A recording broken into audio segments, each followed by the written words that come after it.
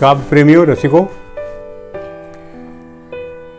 आज मेरी इच्छा है कि आप लोगों से कुछ कविता पर चर्चा करूं।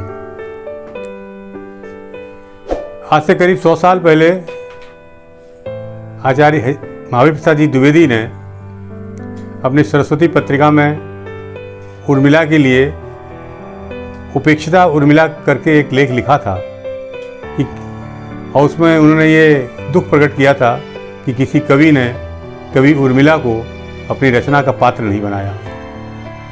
इससे प्रभावित होकर के मैथिली शरण गुप्त, बालकृष्ण शर्मा नवीन इत्यादि ने अच्छी अच्छी रचनाएं उर्मिला को केंद्रित करके लिखी और उनको खूब सराहा भी गया।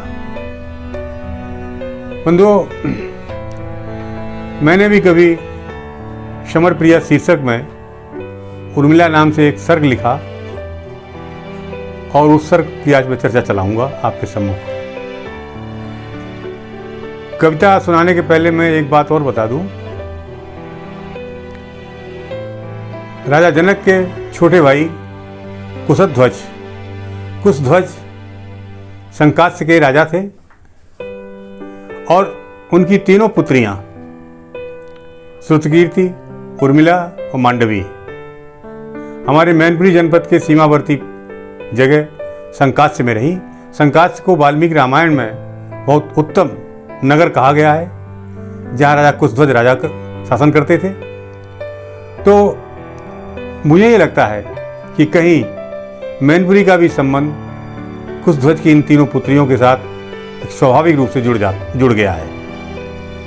मुझ में ये अतिरिक्त लालसा भी है मांडवी को सुनाने के लिए।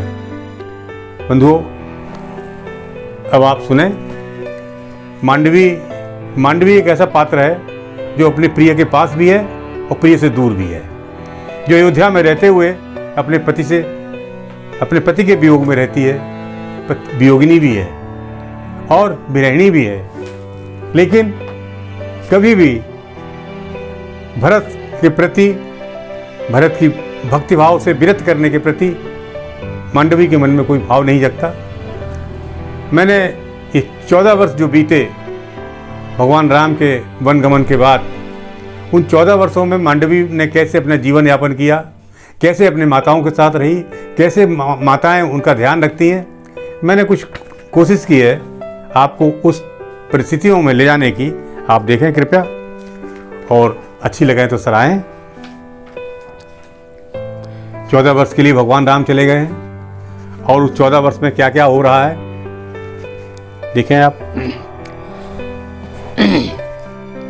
समय बीतता सरयू तट पर रुका हुआ लगता, समय बीतता सरयू तट पर रुका हुआ लगता, कैसे कटे राम कब लौटे सोच अवध जगता, कैसे कटे राम कब लौटे सोच अवध जगता, लगती नहीं भीड़ मेलों में मंद बाजार हुए, लगती नहीं भीड़ मेलों में मंद बाजार हुए, बिना खुले ही पुर ड्योढ़ी के दीमक द्वार हुए, चंदन अगर फुलेल सूखते जहाँ तां बंद पड़े। कोई सौंदर्य प्रसाधन का प्रयोग नहीं कर रहा है। भगवान राम के जाने के बाद सब दुखी है। तो चंदन अगर फुलेल सूंघते जहाँ तां बंद पड़े, शूने पनघट वृद्धा खींचे कच्चे मलिन घड़े, शूने पनघट वृद्धा खींचे कच्चे मलिन घड़े, नहीं नहाते अब सरयू में कूदे होड़ भरे। युवाओं में भी एक स्वाभाविक दुख व्याप्त है, उनमें भी वो उत्साह नहीं है। नतीजा, नहीं नहाते अब सरयू में कूदे होड़ भरे, उल्टी नावें पड़ी घाट पर इच्छा अवध धरे। घाटों पर नावें जो उल्टी पड़ी हैं, जैसे अयोध्या वासियों के मनोरथ उल्टे हो गए हैं, इस तरह से। नहीं सुवासित हों सरयू तट, नहीं सुवासित हों सरयू तट, नारे घाट सूने, भूखे कच्छप मीन तरसते दुखिया दिन दूने, अब कोई महिला नहाने नहीं जाती है तो कछुओं को कौन खिलाए, मछलियों को कौन खिलाए, बेचारे भूखे हैं, उन्हें कोई खाना नहीं मिलता। लगे नहीं पुरवा कानों में कुछ मीठी कहते, कहीं भी स्वाभाविक उत्साह की वृत्ति नहीं है। लगे नहीं पुरवा कानों में कुछ मीठी कहते, शिशिर काल भी लुएं चलती क्षण बीते सहते, जपा चमेली बेला चंपा टहनी मुरझाए। सौंदर्य प्रसाधन के लिए इन फूलों का कोई महिला नहीं प्रयोग करती है, कोई उनको पर तोड़ती नहीं है। तब जपा चमेली बेला चंपा टहनी मुरझाए, होन प्रफुल्लित सजी नारियां जूड़े सजवाए, होन प्रफुल्लित सजी नारियां जूड़े सजवाए। उतरे भूषण तन सुख पाने, उतरे भूषण तन सुख पाने क्षीण मलिन हुए। अब महिलाओं के अंगों पर आभूषण नहीं है, कहाँ आभूषण है आप देखें। उतरे भूषण तन सुख पाने क्षीण मलिन हुए, चित्रों में लखनार सजीली ठोंके भाग्य छुए। चित्रों में जब वो आभूषण देखते हैं कि ये महिला पहने हुए है और खुद तरसते हैं कि मैं किसी महिला को सजाऊं, इसलिए बेचारे अपने भाग्य ठोंकते हैं। धारे अविचल शक्ति मांडवी, अब आप आइए मांडवी पे, अयोध्या का वर्णन हुआ। धारे अविचल शक्ति मांडवी बिना सजी रहती, अपने मन के अनुभवों को बिना कहे सहती, अपने मन के अनुभवों को बिना कहे सहती। नग से बिछुड़ शांत सरिता जो, जब पर्वत से नदी मैदान में जाती है तो शांत तरीके से बहती है। तब नग से बिछुड़ शांत सरिता जो कूलों में बहती, बिना किसी भी दिखलावे के भरत तिया रहती, नहीं धारती पाऊं महावर। उसका एक लॉजिक है, एक तर्क है, उसने अपना एक तर्क रखा है। कैसे? इसी पद में देखें आप, नहीं धारती पाऊं महावर बिन बेंदी रहती, नहीं धारती पाऊं महावर बिन बेंदी रहती, लख कर अपनी माताएं नित दुख अतिशय सहती। अपनी विधवा माताओं को, सासों को देखती हैं तो मांडवी अपने भी सच के नहीं रहती हैं कि इन माताओं के सामने हम कैसे सजा। बिना सजी माताओं में वह कैसे स्वयं सजे, माताओं को सुख देने हित निज सुख सकल तजे, माताओं को सुख देने हित निज सुख सकल तजे। आए लौट सभी पूर्ववासी, भरत मनाने गए भगवान राम को, सभी लौट आए वहाँ से। भगवान राम नहीं लौटे, उनकी त्राण खड़ाऊँ लेकर के भरत जी आए हैं। तो आए लौट सभी पूर्ववासी बिना राम लाए, और तब से भरत बनाकर कुटिया नंदीग्राम छाए, तब से भरत बनाकर कुटिया नंदीग्राम छाए। माताएं जो हैं मांडवी के इस वेश को देख करके, उसकी सज्जनता को देख करके, उसकी आकुलता को देख करके क्या करती हैं? माताएं छब उसकी लख कर छिप छिप कर रोती, टिटहारी उनके रोने को ने लभ में बोती, टिटहारी उनके रोने को ले नभ में बोती। कौशल्या ले अंक मांडवी, कौशल्या नित्य प्रति मांडवी को अपने अंक में लेकर रात में सोती हैं। कौशल्या ले अंक मांडवी निशि में थी सोती, चिड़िया अंडों पर पंखों से ज्यों बैठी होती, चिड़िया अंडों पर पंखों से ज्यों बैठी होती। ध्यान बटाने दुखियारी का, माताएं भी कोशिश करती हैं कि मांडवी को ज़्यादा तकलीफ ना हो। भरत उसकी पूछ नहीं कर रहे हैं, भरत दूर रहते हैं नंदीग्राम में, ये उदास रह रही है। तब माँ ध्यान बटाने दुखियारी का राम कथा कहती, नंदीग्राम में भरत तपस्या दुख मांडवी सहती, नंदीग्राम में भरत तपस्या दुख मांडवी सहती। कभी कभी क्या होता है, कभी कभी कौशल्या माताएं जो हैं उनको मांडवी को नंदीग्राम ले जाती हैं कि दर्शन हो जाए, कि मिल आए अपने पति से। तब नंदीग्राम में बहलाने को कौशल्या ले जाती, नंदग्राम में बहलाने ले कौशल्या जाती, मांडवी अपनी सौम्य अवस्था छोड़ नहीं पाती। मांडवी अपनी सौम्य अवस्था छोड़ नहीं पाती, नहीं मिलाती दृष्टि भरत से। आप देखें कितनी नाजुक स्थिति है। कहीं भरत में हमारे प्रति अनुराग जमने के बाद कहीं विरक्ति न हो जाए, भगवान राम को दिए हुए वचनों से कहीं विफर न जाएं, तब इसलिए क्या कहती हैं वो, नहीं मिलाती दृष्टि भरत से क्षण एकांत तजे। एकांत में कभी अपने प्रीतम से मिलती नहीं है वो। नहीं मिलाती दृष्टि भरत से क्षण एकांत तजे। और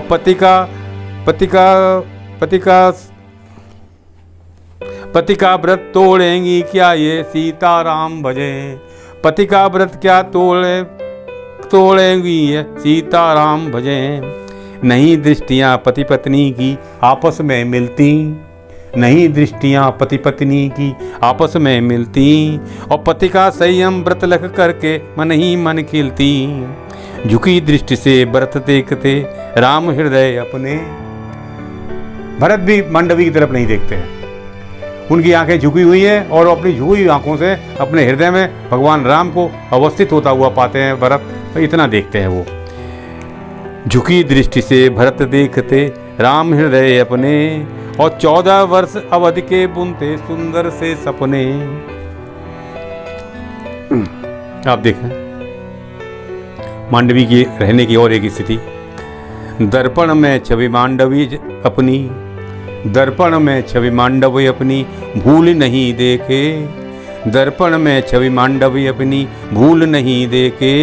और रख कर दूर सभी छलनाएं भरत हृदय पेके। रख कर दूर सभी छलनाएं भरत हृदय पेके। जिन चरणों को भरत ध्याते, भगवान राम के चरणों को जो भरत अपने हृदय में धारण किए हुए हैं, जिन चरणों को भरत ध्याते उन्हित स्नेह जगे। बार बार निज भाग्य सराहे परिचय भरत पगे। प्रथम दुखी थी जब माता ने, सोचती हैं कि जब कैकेयी माता ने वरदान मांगे थे, प्रथम दुखी थी जब माता ने राम बिजन मांगा। भ्राताओं की प्रीति परख कर धीरज छुट भागा। भ्राताओं की प्रीति परख कर धीरज छुट भागा। कर न सकी प्रतिवाद मांडवी पर थी अधिक दुखी। कह नहीं पाई वो कि माता आपने क्यों ऐसा वरदान मांग लिया, इन सब भाइयों में इतना स्नेह है, कैसे एक दूसरे के बिना रह पाएंगे। लेकिन एक सीमा है, एक मर्यादा है। तो कर न सकी प्रतिवाद मांडवी पर थी अधिक दुखी। और मात कुमति के प्रक्षालन पापी से हुई सुखी। लेकिन जब भरत को उन्होंने देखा कि माता कैकेयी के इस व्रत को वो निर्वेद किए दे रहे हैं, निर्मूल किए दे रहे हैं, तो बड़ी खुशी हुई। मन बहलाने कौशल्या का सेवा अति करती। मन बहलाने कौशल्या का सेवा अति करती। पीड़ित करें न सिय की सुविधा, पीड़ित करें न सिय की सुधिया हृदय मोद भरती।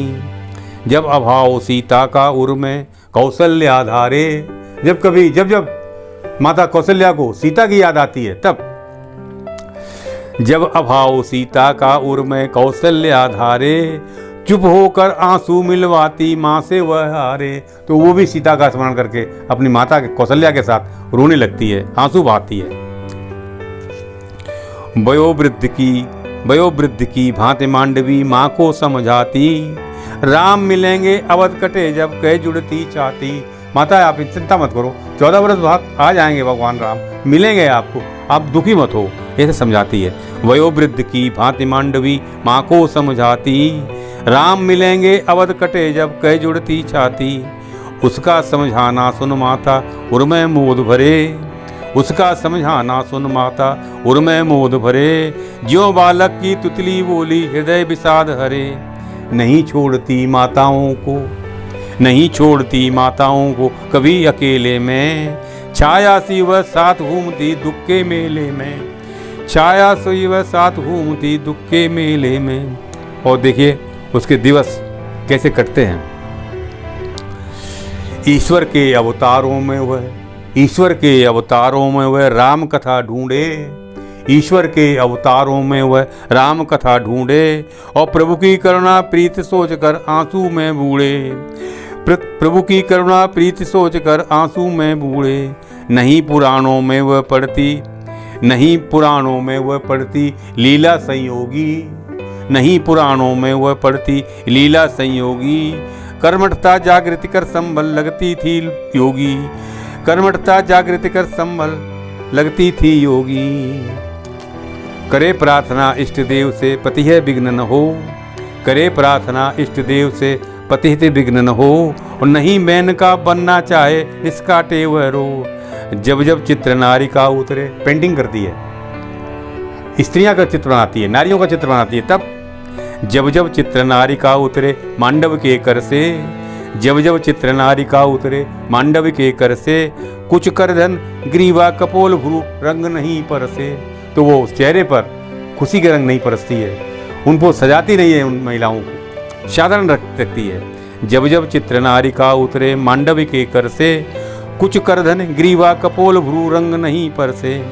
लिखे और लिखती है, जब लिखने का शौक है तो क्या करती है वो, लिखे प्रार्थना इष्ट देव की लिखती गीत नहीं, लिखे प्रार्थना इष्ट देव की लिखती गीत नहीं, कि विरह के गीत नहीं लिखती है, भगवान की प्रार्थनाएं लिखती है। लिखे प्रार्थना इष्ट देव की लिखती गीत नहीं, छंदों में मन अभिलाषा की रचती प्रीत नहीं, छंदों में मन अभिलाषा की रचती प्रीत नहीं। और संध्या क्यों जो डाले जाते, जिस तरह से गौशाला शाम को बंद कर दी जाती हैं, घर ज्यों बंद कर दिए जाते हैं, संध्या को ज्यों डाले जाते गोपुर में ताले, संध्या को ज्यों डाले जाते गोपुर में ताले।